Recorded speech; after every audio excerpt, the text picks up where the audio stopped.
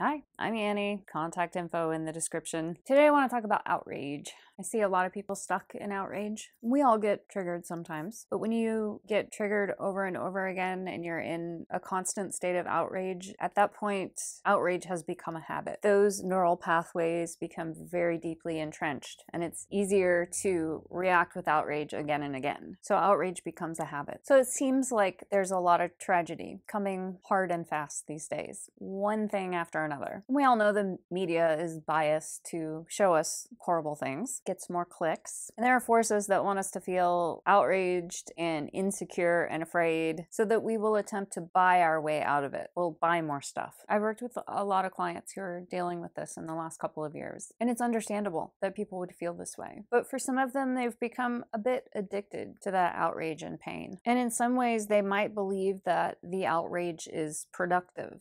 Now, I've been there for sure. This used to be my pattern. But more often these days, I don't go there because I just find peace of mind to be a more effective tool for change. Sitting in a dark room, feeling crappy, and holding on to that frequency of outrage does not affect useful change. It just makes you feel bad. You get in a really contracted state, and in that state, you can't access your creative genius. You can't think of creative ways to look at the situation or creative actions to take. You just feel contracted and stuck if you're habitually in that state. When you feel bad, your perceptions reflect back to you more bad things. So you're keyed into all the bad things, and that's pretty much all you see. So how can you really make meaningful change if outrage is causing illness in your mind and body? I'm not saying don't ever grieve or feel outraged. All feelings are a normal part of human existence. Denying any true feelings that you have is also dangerous and unhealthy, but you also don't need to cling to them.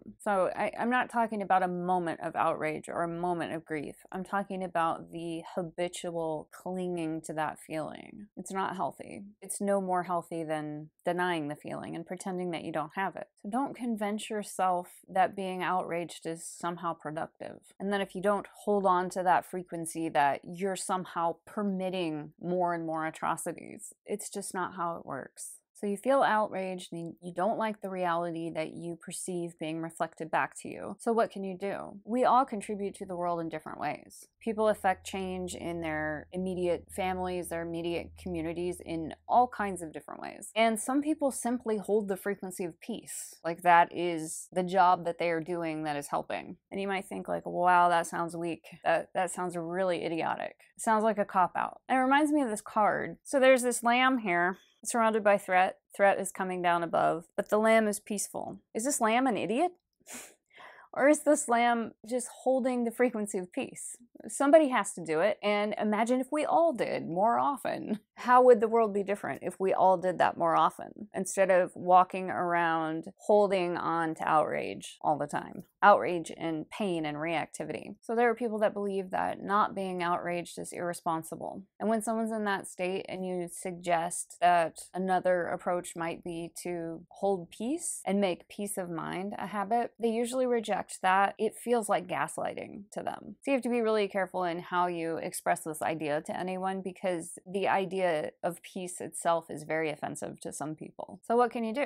Well, ultimately, we're really all only responsible for our own state of mind. You can only choose for yourself. And you might hear this video today and be in a really bad mood and think, this is bullshit, how idiotic. You might be in that state, and we've all been in that state. I've been in that state, and I used to be in that state most of the time. But I think I heard this message at one point, and somehow it planted a seed, and then somehow I cultivated the habit of being vigilant for peace. And instead of being vigilant for danger and pain, you know, the word vigilant usually has this connotation that we should be vigilant for danger and pain and atrocities. But you can also be vigilant for peace. You can cultivate peace in your own mind actively. So it's a personal choice that you either are ready to make for yourself or you're not. And it also can take some practice to cultivate it over time and get better and better at choosing peace of mind when you're surrounded by what you perceive as danger, threats, atrocities, peace of mind is a habit that you cultivate over time. So have you heard the idea that energy attracts like energy? So when you're outraged and you walk around all day long carrying that energy, going to the store, going to work, going to run errands, wherever you go, what is the result? Just notice that. Notice how your day feels when you're feeling outraged. And then contrast that with